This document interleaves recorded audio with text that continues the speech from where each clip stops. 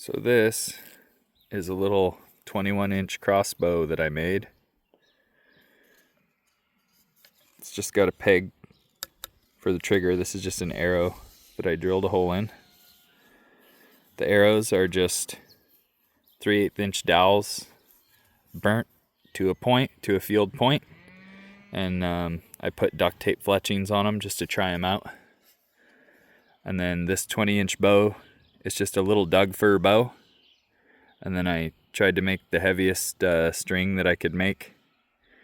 It's just tied on there. There's a little piece of leather between the bow and the wood. And the bow, like I say, this is a piece of Doug fir. And it shoots pretty good.